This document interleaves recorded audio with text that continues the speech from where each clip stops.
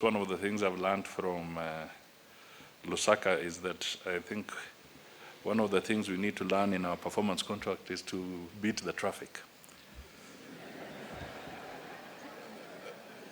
Now that our president is spot on time, then we just have to learn to navigate the traffic. Your Excellency, it is my singular pleasure to thank you for accepting to preside over this auspicious occasion for the signing of the ministerial performance contracts for the financial year 2023-2024. Your Excellency, Kenya's overall development agenda, as espoused in the Vision 2030, is dependent on a public service that is citizen-focused, results-oriented, efficient, motivated, and foremost corruption-free. Consequently, the government has adopted strategic initiatives based on the aspirations of the bottom-up economic transformation agenda, better derived from the Kenya Kwanza manifesto. The aim is to capitalize on the gains already made from implementation of public sector reforms to spur socio-economic development. Performance contracting is one of the fundamental performance management tools being implemented in the public service. This prized tool has been implemented continuously for the last 19 years, and its full entrenchment will ensure the realization of our country's long-term economic development goals. Your Excellency, the first-level performance contracts are signed annually between yourself and the respective cabinet secretaries, and thereafter cascaded to downstream institutions. These contracts provide linkages between planning, budgeting, and clear deliverables. It is worth noting that the performance contracts being signed today are the first under your administration. There is excitement that your administration has aligned budgets to specific programs and projects under the medium-term plan 4, which is better sector priorities. This ensures synergy between budgetary resources and specific targeted deliveries.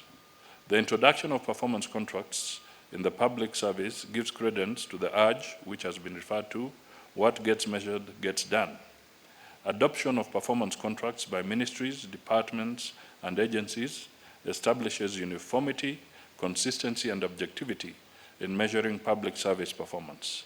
Sustained implementation of the contracts should enable public institutions to refocus on improving institutional governance and efficient use of public resources, leading to effective service delivery as demanded by us by the Constitution. Your Excellency, Executive Order Number 1 of 2023 entrusts my office with coordination of performance management in the public service.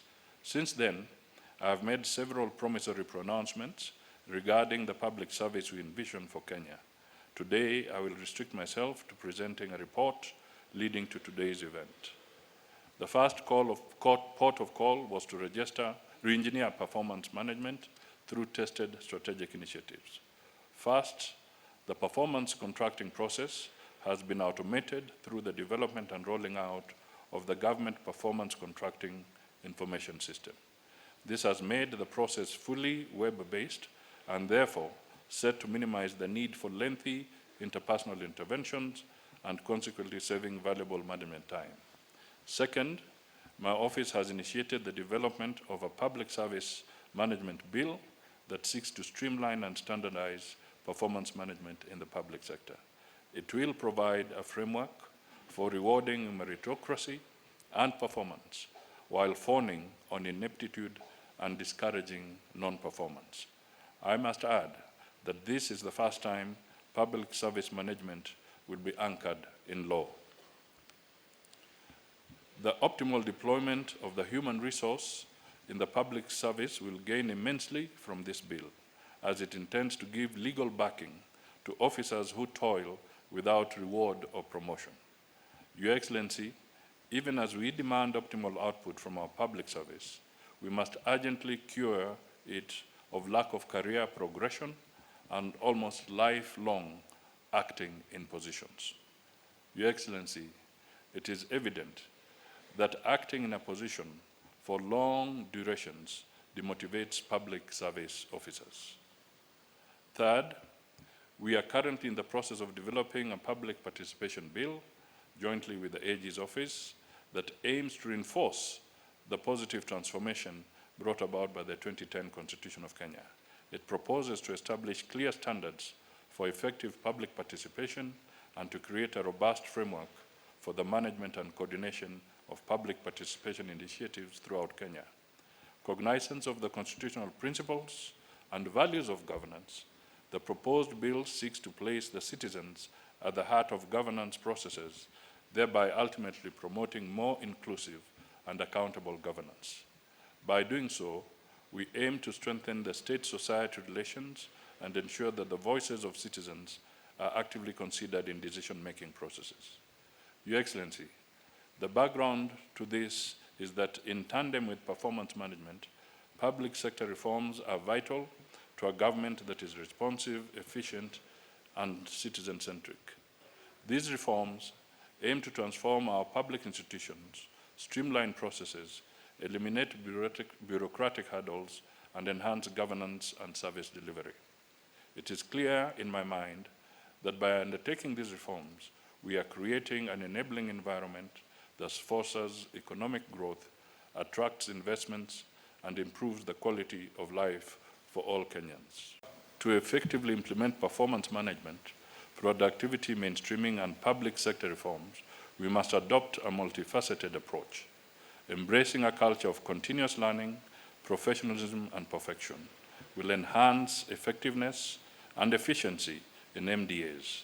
For this reason, we will ensure regular monitoring, evaluation, and reporting of progress. This will enable us to identify areas in need of improvement and take corrective actions. Furthermore, transformation of performance management will create efficiency through investment in state-of-the-art technologies, providing training and capacity building opportunities. It will augment a culture of collaboration and knowledge sharing and shear off the existing silo mentality. By harnessing the power of digital transformation, we can automate processes, reduce redundancies, and maximize productivity. This brings me to the issue of corruption. Your Excellency, the public is tired of our persistent appeals, pleas, demonstrations, and threats against corruption. It is time to act and act decisively to end this scourge, especially the temptations in the public service. As the executive, we are ready to do our bit. The Auditor General, the control of budget, churn out disturbing revelations about blatant theft of public resources. These reports are invariably confirmed by Parliament. The question is, where is the missing link in bringing culprits to account? Your Excellency, we must require all agencies in the criminal justice system to save us the agony. They must do Kenyans justice, and this is not weaponizing state agencies against anyone. All we are asking them to do is work without doubt, fear, or favor. Your Excellency, your firm hand here is most critical.